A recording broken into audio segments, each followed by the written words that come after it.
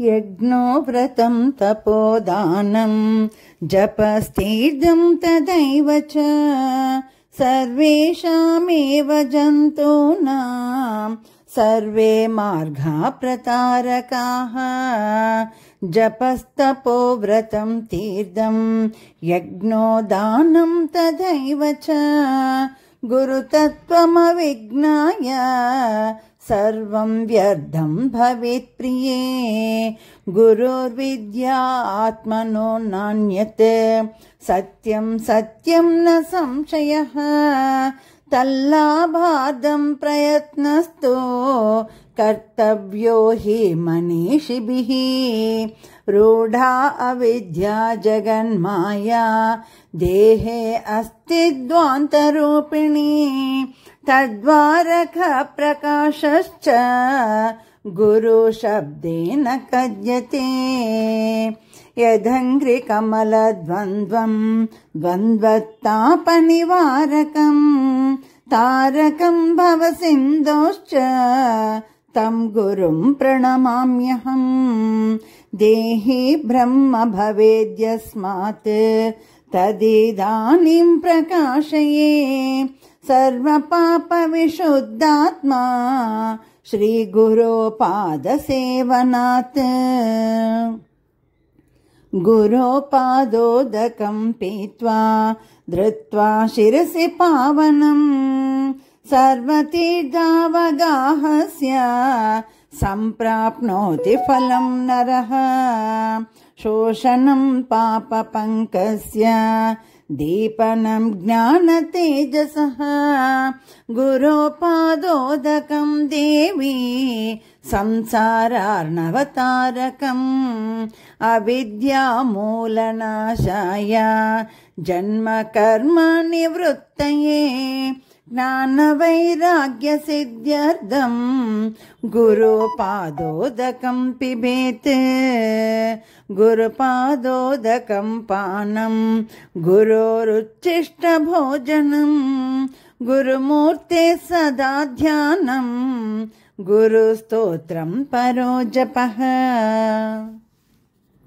स्वदेशिकस्यैव च नाम कीर्तनं भवेदनन्तस्य शिवस्य कीर्तनं स्वदेशिकस्यैव च रूपचिन्तनं भवेदनन्तस्य शिवस्य चिन्तनं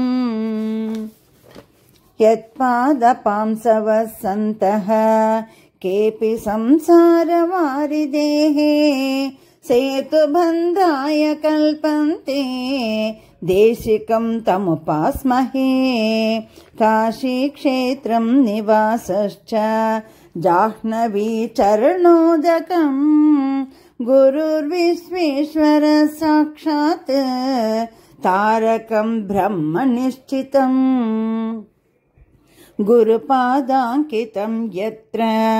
गया साधोक्षजोद्भवा तीर्थराज प्रयागोऽसौ गुरुमूर्तये नमो नमः गुरुमूर्तिं स्मरेन् नित्यं गुरोर्नाम सदा जपेत् गुरोराज्ञां प्रकुर्वीत गुरोरन्यं न भावयेत् गुरुवक्त्रस्थिता विद्या प्राप्यते तत्प्रसादतः तस्मात् तं देशिकं ध्यायेत्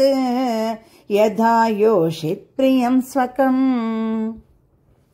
स्व आश्रमं च स्वजातिं च स्वकीर्तिं पुष्टिवर्धनम् एतत् सर्वं परित्यज्य गुरुमेव समाश्रयेत् अनन्या चिन्तयन्तो ये ध्रुवं तेषां परं पदम्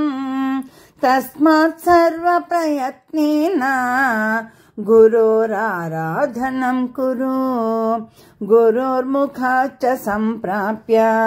देवी ब्रह्मात्मसंविदं त्रैलोक्यस्फुटवक्तारो देवर्षि पितृमानवाः गुकारश्चान्धकारो हि ऋकारस्तेज उच्यते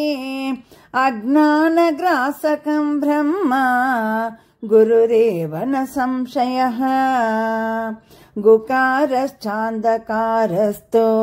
ऋकारस्तन्निरोधकः अन्धकारविनाशित्वात् गुरुरित्यभिधीयते गुकारस्याद्गुणातीतो रूपातीतो ऋकारकः गुणरूपविहीनत्वात् गुरुरित्यभिधीयते गुकार प्रथमो वर्णो माया आदिगुणभासकः ऋकारो अस्ति परं ब्रह्म माया भ्रान्ति विमोचकः।